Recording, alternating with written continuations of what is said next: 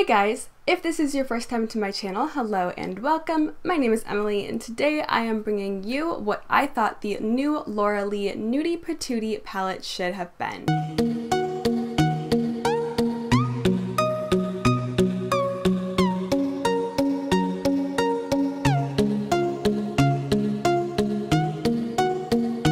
So Laura Lee is a beauty influencer here on YouTube. She also is an influencer on Instagram and Twitter as well, I believe.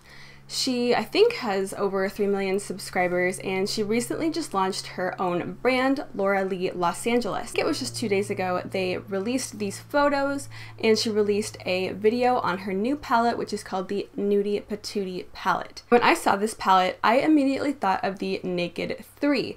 I definitely think this one is way more interesting than the Naked 3 because it has this more peachy tones and it seems to have some duochromes, and the Naked 3 to me is almost like a gray Dead Roses kind of palette. It's definitely pink, but it's a lot more cool toned, and to me it just looks like dead pink roses. So this one looks a lot more lively, but it definitely gave me those vibes. There are some shades in the Laura Lee Nudie Patootie palette that really stood out to me and that I thought were really pretty, but I already have those in my collection. And I know a lot of people in the comments on Trendmood's initial post were saying that the palette was kind of boring. I think it's pretty. I definitely like the color scheme. I think that it's definitely safe, but I mean, she is just starting out a brand, so who knows, she might come out with some crazier palettes later in the future, but I'm not going to be purchasing this palette because I already own shadows in my collection that are very similar to the ones that she has in her palette, but for me personally, the ones in my collection I think are a lot better, so that is why I am going to be showing you what I personally think the Nudie Patootie palette should have been. So here is my little rendition of the Laura Lee Nudie Patootie palette. There's actually just 10 shades that I chose that I wanted to kind of match up with 10 of the shades in the palette, and this big guy in the corner is actually a dupe for one of the shadows that I have in this collection here, but the specific shadow that I'm duping it out with is always sold out. So I figured I would throw in a dupe of that in case you wanted the shadow and it happens to be sold out, you have another option. So the first shade in my palette here is actually a dupe for the second shade in the Nudie Patootie palette, and it is a dupe for the color Stark, which seems to be like a light creamy tan shade. Very typical for a palette to have this type of shade in there, and I'm not surprised she put it in. Everyone loves their matte cream shades, but this one is Anastasia Beverly Hills Soft Peach. This one is just a touch more peachy than the one that she has in her palette, and I think that it just works with this color scheme a little bit better. I think it'll complement some of these warmer, more peachy tones later on. So the second shadow in the row here is a dupe for the third shadow in the Nudie Patootie palette, and that shadow is Topless. She described Topless as a duochrome pink to gold shade, and this one is ColourPop's Come and Get It. This shadow is a new one to my collection, and it is definitely a rosy color with a gold shift. I think this one looks exactly the same, like to a T, exactly the same as the one in the Laura Lee palette. So if you like that one, if that one stood out to you, I definitely suggest getting this one because it's only $4 and it's really beautiful. I really enjoy this shade. So going down the line here, I have a dupe for the shade Uncover, which is the 5th shade in the Laura Lee palette. This shade is Touch of Glam Beauty Sweet Nectar. Now this one is a lot more interesting than the one in the Laura Lee palette, if I will say so myself. The Laura Lee one looked to be like a foiled kind of champagne, maybe even a pinky champagne. It was kind of hard to tell from the swatches that she put out. The Touch of Glam shade is a pinky duochrome shade with gold and lime green reflex. So it's like a pinky, gold, and almost greenish duochrome shade. It is absolutely stunning. You will see it when I swatch it out later. It is absolutely gorgeous, so I wanted to include that in here because it's kind of like the one she has in her palette, but this one is just amped up a little bit more, and personally for me it's a little bit more exciting. So one of the shadows that really kind of stuck out in her palette was the 6th shadow on the top row, and that is the shade Strip. It's like a mustardy, orangey, matte shade. And when I saw that shade, I immediately thought of Sydney Grace Cosmetics Red Start. This is probably an exact dupe. Now granted, I don't have the palette and the swatches are kind of hard to tell what it looks like, but this looks very, very similar to me, and this is a really well-performing shadow. So if that one was piquing your interest, I definitely suggest checking this one out. And of course, the last shadow in the top row on the Nudie Patootie palette was the shade Bear, and that was the shade that I think grabbed people in. That was the shade that everyone kind of noticed and actually liked from the palette, and it was a very classic kind of warm peachy pink shade. Now when I saw this shade in her palette, I immediately thought of Softcore by ColourPop, which is the shade over here. This is a very, very warm peachy pink. It's super pigmented, super blendable, and it's a really, really nice peachy shade, and I think that was one of the really standout shades in her palette, if you will. And it's pretty easily duped, so I definitely have it in my collection, and I think it's a great shadow. So another shade that really stood out to me was the second shade in the bottom row in the Nudie Patootie palette.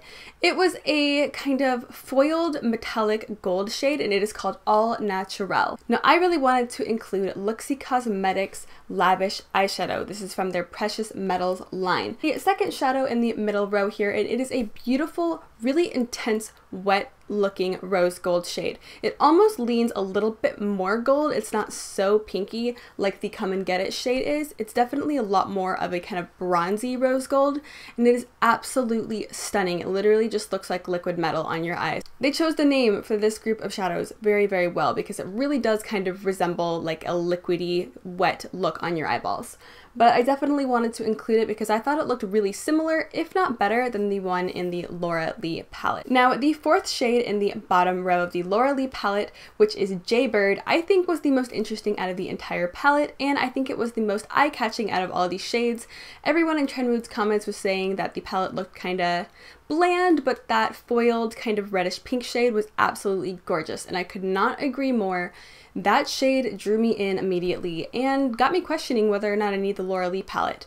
But upon looking in my collection, I definitely found some dupes. I actually have 2 dupes for this today, and I have Sydney Grace Cosmetics Golden Peach. This is a pressed pigment, and it is a deeper peachy base with a really strong gold shift.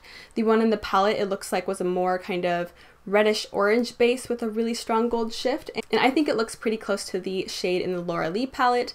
I also wanted to include this Luxie Cosmetics highlighter in the shade Valley Girl because it's very, very similar to the Golden Peach shade from Sydney Grace, but this shade is always freaking sold out on Sydney Grace's website, so I just wanted to throw in something that was kind of similar. But if you can pick this highlighter up, the Valley Girl highlighter from Luxie, and just use it as an eyeshadow or a highlighter if you have deeper skin, it is absolutely stunning. I'm wearing this on my eyeballs today, and I think it's so freaking gorgeous. And it's a little bit more shiny and definitely a little bit more reflective than the Sydney Grace Golden Peach shade is.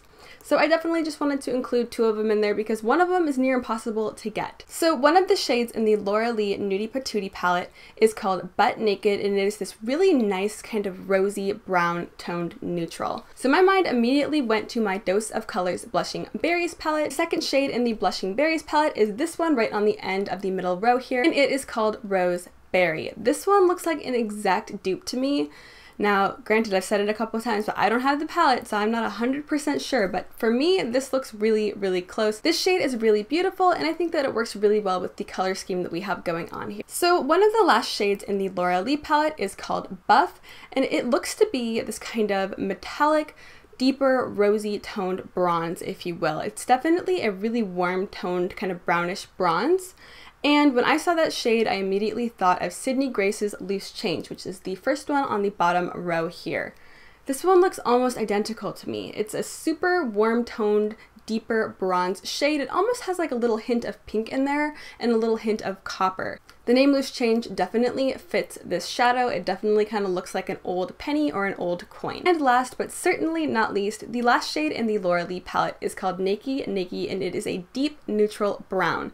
So I went to my only deep neutral brown in my collection that I still have, and that is Makeup Geek's Cocoa Bear. I don't really own any other neutral browns that are single shadows. I have a lot in palettes, and I have a lot that I've depotted from palettes, but for the most part I wanted to keep this single shadow. And I know that Makeup Geek's Cocoa Bear is a very, very popular shadow. I know a lot of people have it in their collection, and I wanted to pop in something that I felt would really round out the rest of my little palette here. We needed something that was matte and deep to really deepen up a crease with, and I figured that this shade would be perfect. So now I'm gonna go ahead and get right on into swatching everything out for you, and we can see how everything looks together.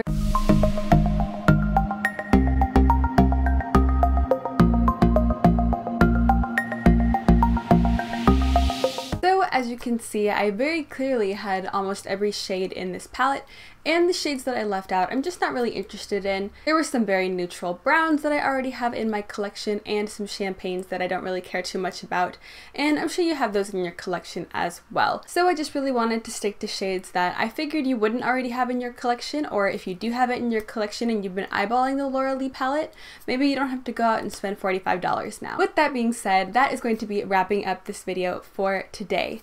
I do hope that you consider subscribing. I have all sorts of makeup goodness happening here on this channel, so go ahead and hit that subscribe button down below if you have not already. I hope you're having an absolutely amazing day wherever you are, and I hope to see you next time. Bye!